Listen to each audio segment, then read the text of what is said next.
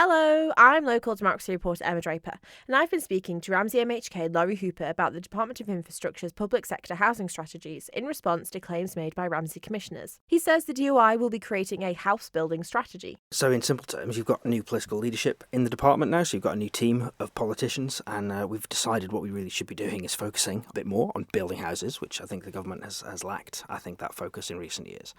And the first step to that is understanding what government already has in play, so that's where things like the objective assessment of housing need kick in. That was a big assessment telling us, broadly speaking, what our housing needs to look like over the next 10 years.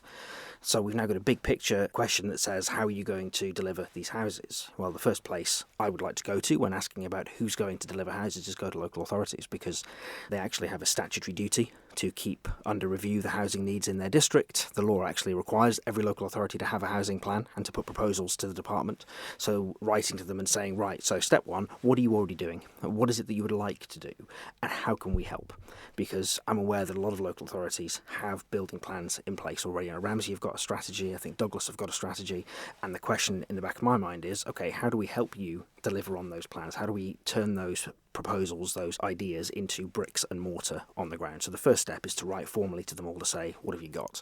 I think then we can collate some of that together in the department with the plans that we've got as well, and then actually start talking to local authorities properly about how we move those plans off the page and into construction. And I think their point that Ramsey Commissioners made last night is that you haven't. The DoI has not been helping them. They've said that they've been systematically delaying funding, that there's not enough money in the Housing Deficiency Fund, that plans are not being met in timely manners and things like that. So what would you say to those? You know, you've said you're going to try and help them, so how? So I think the housing deficiency question is a really interesting one, because my view is the model that we currently have in terms of the way deficiency funds are applied actually slows down the whole process. So what I think is needed, and what I think the department is looking to do, is to completely review the way we set rents and we actually fund local authority houses. That has to be done by collaborating with local authorities, and that I think will help resolve some of those structural issues around, well, actually, you know, who is it that's really responsible for funding these things, and how do we get the decision making done at a lower level and quicker, rather than everything needing to go all the way through the entire chain.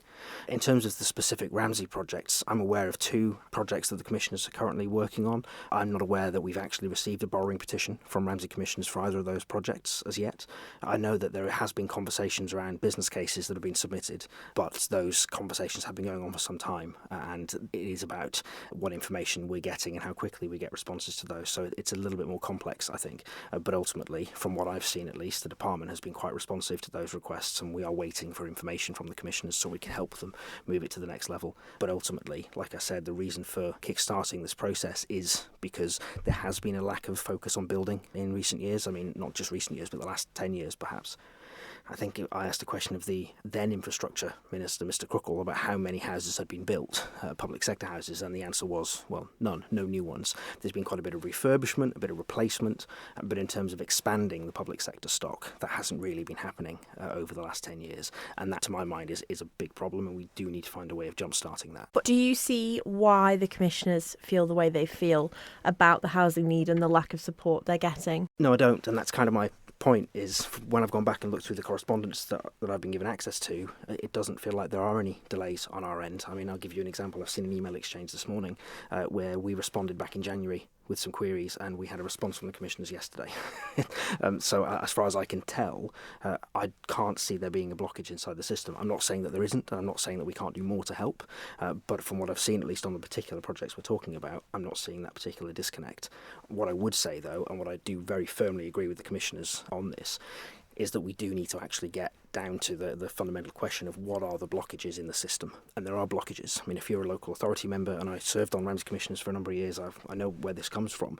You have to put business cases to the department, then you have to go through a petitioning process, then you have to get approval to borrow the money, and actually all this stuff is dependent on checks and checks and checks by the department.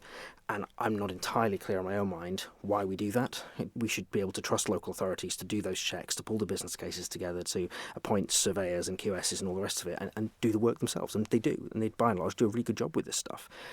But over the years, and I think this is tied to the way the deficiency works, over the years government has added more and more checks and balances in, as you'd call it. And I personally think they've gone a bit too far and a bit over the detail on that. I don't think we need to be doing that.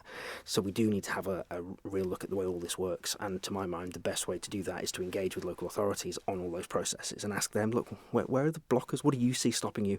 What is it that's stopping you building houses? What is it stopping you putting your plans into action? And again, coming right back to the start, that's why I wrote to them in the first place, because we need to understand what their plans are. And not all local authorities have housing plans. Andrew's commissioners, they're quite a small commission, they won't have housing plans. They don't have that's absolutely fine. You know, I'm not expecting all of a sudden every local authority on the Isle of Man to start churning out public sector housing. But what you do find is these local commissioners have pretty good connections in their local communities, and they do understand the local need. And some of that is it's good because we don't have a lot of data sometimes on what might be a good development in a good location. We don't necessarily have all the answers, but getting input from people who know their communities and have a good understanding of what may be needed, why wouldn't you do that? But it is at the start of a journey, if that makes sense. We are very early in, like I said, new political team, a new focus, and we are quite early days now in terms of, right, how do we really kickstart what we need to kickstart, which is turning those plans into actual houses for people. Do you not think you should have done that at the beginning of the administration when it was identified in the Island Plan that the Isle of Man needs more houses? Why are you just trying to kickstart social housing now, 4 years into this term when there's an election like next year? But like I said, we have a new political team, you have a new minister, you've got new department members. I think if we'd been in those positions at the start of the administration, maybe we would have done this 4 years ago. I can't comment for why the then Minister for Infrastructure, I can't remember how many ministers ago that was, but I can't comment why the then Minister decided not to take this approach. You know, there was some comment in the Ramsey Commissioners meeting about how long it took to get the OAN out, the Objective Assessment of Housing Need. And again, they're right, it took quite a while to get that out. But alongside that, there didn't appear to be work going on to say, well, how are we going to turn that into reality? You know, we knew it was going to tell us we needed homes, but actually I don't think there was much of a recognition on the part of government more broadly that, well, that means you're going to have to figure out how to do that. So you will start seeing some stuff come out from the department, I think, in coming weeks around things that we're trying to do ourselves to get some development out there, to get some housing built. There are a lot of kind of different irons in the fire, if that makes sense, because I don't think there is one solution to this problem. I don't think the solution is local authorities doing loads of building and nobody else. I don't think the solution is the department doing a load of building and nobody else. The solution is going to be, well, the OAN tells us we need 1,000 houses. Okay, some of those will be department, some of them will be local authority, some of them will be private sector, some of them may be Manx Development Corporation. Who knows, ultimately? But I think if we try to put all our eggs in one basket and say, well, all of this problem is now your problem, you have to fix this in its entirety all by yourself, either local authorities or department, it's not going to work. We have to be able to work together on this, and we have to all, I think, do our own bit. But the only way you can do that is to understand what all those bits are.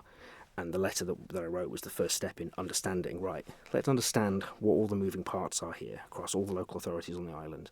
We can then get together in a room and actually share everything we're doing as a department. We can talk through your plans and figure out how we can help. So does the Department of Infrastructure have a housing strategy? The department, I think, has a number of housing strategies. It's probably the best way of putting it. But I think where we're going with this is I'm looking to try and tease out not a housing strategy as such, but a house building strategy, because that's slightly different, because we have strategies around, you know, how we allocate properties and how you do rent setting and all that kind of thing. But from my perspective, what's missing is that conversation around, okay, how do we expand the availability of stock? Because that's what everything else is always about, chipping around the edges. Why do we have point systems? Why do we have allocation systems? Why do we fiddle with all these fixed term tenancy arrangements? Well, all of that is to manage stock, because the demand is there. We don't have enough properties, so we have to manage how we put people into properties. And the only real way of lessening that issue is to increase the amount of supply, so increasing the amount of properties that are available. And that's something, like I've talked about extensively in the past, government hasn't done a great job of that over the years. Over the last 10 years or so, government hasn't had a let's expand public sector housing stock kind of programme, and that's where I think we need to be. And how a housing association, there's a lot of worries in local authorities about it and where that will fit in, and are they going to take their houses away? Are they supposed to add to them? So how is that going to fit into your house building plan and strategy? So the Minister is going to be making a statement to Tynwald in April about where things are up to with the Housing Association. What I can say is it was never the intention for that to encompass local authority housing. So even from sitting on the stage at the government conference a number of years ago with the Chief Minister being quite clear that the Housing Association was always about additionality. It wasn't about let's take the houses off the local authorities. That wasn't really something that was being discussed. That wasn't on the cards. And I don't think it is in the cards now, to be honest. So no, you'll just have to wait until April, Tynwald, unfortunately, for a statement from the Minister on that. It's not really my place to kind of get out ahead of these things. Thank you for making it to the end of the Manx Radio newscast. You are obviously someone with exquisite taste. May I politely suggest you might want to subscribe to this and a wide range of Manx Radio podcasts at your favourite podcast provider so our best bits will magically appear on your smartphone. Thank you.